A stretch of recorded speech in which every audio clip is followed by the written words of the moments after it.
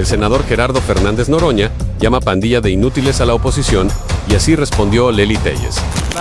Porque francamente se los digo, son una pandilla de inútiles los integrantes de la oposición. A partir de esta solicitud de extradición, de esta orden de detención contra estos narcopolíticos de Morena, el país empezará a limpiarse de la narcopolítica.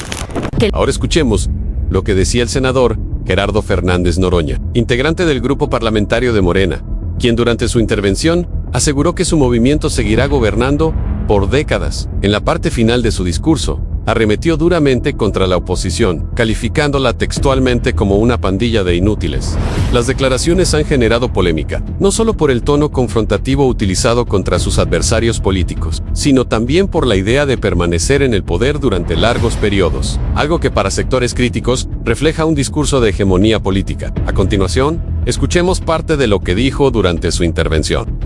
Se le arrugó el corazón porque quedamos de presentar aquí las pruebas de que hay procesos abiertos. Apenas voy empezando, ya se están perdiendo la compostura, aguanten un poquito los argumentos. Y viene Jorge Romero, el líder de los paniaguados, a decir con la prensa que hay doble rasero. Sostiene que en marzo, donde el criminal apodado El Payín, creo, perdió la vida cuando estalló su automóvil en Estado de México, que fue un hecho de la CIA. Yo creo que sería bueno que al Partido Acción Nacional le dieran la información actualizada. Ayer mismo García Harfuch salió a desmentir que eso fuera cierto, pero en un hecho poco común, la CIA misma ayer desmintió que hubiese participado en esa situación. Y sin embargo, Jorge Romero, para distraer la atención de la violación a la Constitución y a la Ley de la Seguridad Nacional, hecha por la gobernadora Campos, quieren generar distractores. Quisiera pedir una moción de ilustración, senadora presidenta, sobre las declaraciones que ayer hizo la fiscal que está investigando los hechos de Chihuahua, la participación de agentes extranjeros. Se concede la moción de ilustración. Adelante. Nuevos datos de prueba incorporados a la investigación, se advierte la presencia informal de las presuntas personas extranjeras en las inmediaciones de la Fiscalía de Operaciones Estratégicas, cuando menos 2 fechas previas, así como horas antes de la salida del convoy con destino al municipio de Morelos. Estos indicios advierten que el día 16 de abril de 2026 se observa a uno de los presuntos extranjeros en el interior de las instalaciones antes mencionadas portando un arma larga en la mano derecha y en posición vertical, sin que se aprecie ninguna disposición de uso. Sin embargo, hasta este momento no se ha corroborado su portación o uso fuera de estas instalaciones, en el operativo o en otros lugares donde fueron identificadas estas personas de presunto origen extranjero. Todas las pruebas indican que la gobernadora de Chihuahua, Campos, traicionó a la patria, violó la Constitución, al permitir el ingreso por lo menos de 4 agentes extranjeros. Eso no lo digo yo, lo dice la Fiscalía General del Estado de Chihuahua, que además depende de la propia gobernadora Campos. Y a pesar de eso, hay presunción de inocencia. Están muy irritados porque se ha convocado una manifestación al pueblo de Chihuahua el próximo sábado exigiendo que la gobernadora Campos deje de mentir, deje de acusar. Fíjense qué perverso es Acción Nacional, que ahora quiere hacer responsable de la participación de esos agentes extranjeros a Pedro Romano Ceguera Cervantes, que era el director de la agencia de inteligencia que perdió la vida en el accidente donde también 2 agentes extranjeros perdieron la vida. Le hicieron honores el 20 de abril en el helipuerto del C4, lo asistieron a su funeral diciendo que perdió la vida sirviendo al Estado y al país, y ahora lo quieren hacer responsable de estos crímenes. Y la derecha, traidora a la patria como es del PRI y el PAN, pretenden ahora, sin una sola prueba a esta hora, en contra del gobernador con licencia Rocha Moya y los funcionarios señalados por la Fiscalía de Estados Unidos, pretenden seguir insistiendo en que nuestro movimiento está vinculado al crimen organizado, cuando nuestro movimiento siempre ha combatido al crimen organizado.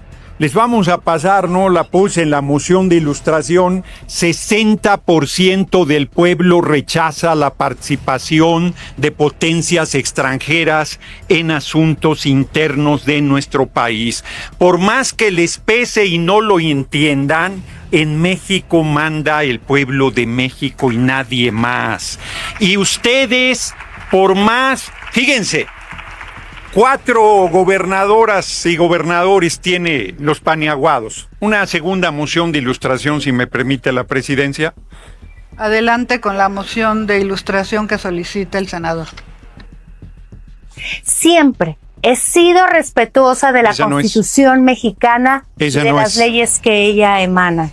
Esa no Siempre, ese no. siempre Bueno. he sido respetuosa de la Constitución mexicana y de las leyes que ella emana, de todos sus artículos. Pero sobre todo, he sido respetuosa de proteger a las familias mexicanas, como lo indica el artículo 1 de la Constitución. Bueno, aunque mi equipo se equivocó, porque solo queríamos poner el cuadro. De 4 estados que malgobierna Acción Nacional, Guanajuato y Chihuahua tienen el mayor índice de homicidios dolosos en el país. ¿De qué vienen a hablar? ¿Qué vienen a presumir? ¿Solo gobiernan 4 estados? El PRI solo gobierna 2. Por cierto, en Durango se metió el narco para apoyar al PRI con todo y se hacen que la Virgen les habla. Ni qué hablar de Coahuila. Ahí tengo guardada una bala de plata políticamente hablando si siguen tocándome las cosquillas. Y la verdad es que piensan que con un gobierno extranjero, con una presión del exterior, van a lograr el apoyo del pueblo de México. Que se entere, el pueblo está apoyando la posición de la compañera presidenta Claudia Sheinbaum Pardo, que trae el 72% de respaldo popular a pesar de todas sus campañas de lodo, de denuesto, de intriga, de promoción de la intervención militar de una potencia extranjera en nuestro país. No van a poder, no representan nada, no significan nada. Pueden seguir con el apoyo de los medios como muñecos de ventríloco diciendo que somos no sé cuántas cosas. El pueblo sabe perfectamente, y cierro con ello, que nuestro movimiento es del pueblo, surgido del corazón del pueblo, sirve al pueblo con honestidad, con compromiso, con pasión, con patriotismo, y lo seguiremos haciendo por décadas, porque francamente se los digo, son una pandilla de inútiles los integrantes de la oposición. Muchas gracias por su atención, compañeras y compañeros. Antes de continuar, te invito a que te suscribas al canal, actives la campanita de notificaciones y compartas esta noticia para que más personas puedan mantenerse informadas sobre todo lo que está ocurriendo en la política de México y las investigaciones que siguen saliendo a la luz. Ahora sí, continuamos. El discurso refleja una polarización política cada vez más agresiva en México, donde el oficialismo y la oposición han convertido temas delicados como seguridad, soberanía y narcotráfico en armas de confrontación política. Más que un debate institucional, el mensaje busca fortalecer la narrativa de Morena frente a sus críticos, apelando al nacionalismo, al respaldo popular y a la descalificación directa de la oposición. Esta vez, la senadora Lely Telles lanzó un duro discurso contra Morena, señalando directamente a integrantes del oficialismo y cuestionando la legitimidad del actual gobierno. Durante su intervención, la legisladora aseguró que el país atraviesa una crisis institucional marcada por la narcopolítica, afirmando incluso que México enfrenta uno de los momentos más delicados de su historia reciente. Sus declaraciones han generado una fuerte polémica dentro del escenario político mexicano. Escuchemos parte de lo que dijo. Celebro, pero celebro con tristeza la acusación contra los 10 narcopolíticos mexicanos, Rubén Rocha Moya, el senador Insunza y los 8 del resto de su gabinete.